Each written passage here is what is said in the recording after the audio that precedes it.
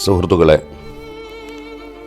കോഴിക്കോട് ജില്ലയിൽ നമ്മുടെ തൊട്ടടുത്ത് പേരാമ്പ്ര ഗ്രാമപഞ്ചായത്തിലെ 11-ാം വാർഡിൽ താമസിക്കുന്ന പരപ്പൂർ മീത്തൽ നൗഷാദിൻ്റെ 9 വയസ്സുള്ള മകൻ മുഹമ്മദ് ലാസിം തലച്ചോറിനെ ബാധിച്ച ഗുരുതരമായ അസുഖം പിടിപെട്ട് ജീവൻ നിലനിർത്താൻ വേണ്ടി പാടുപെടുകയാണ്. 50 ലക്ഷം രൂപയോളം കുട്ടിയുടെ ചികിത്സക്ക് ആവശ്യമുണ്ട്.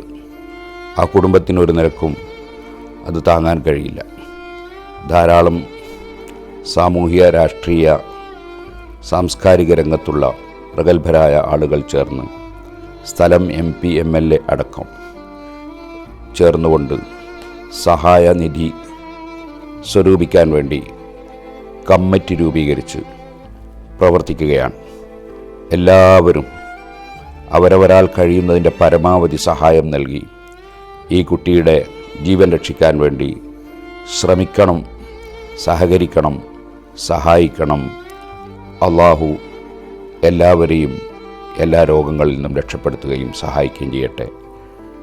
അസ്സലാമു അലൈക്കും വറഹ്മത്തുള്ളാഹി.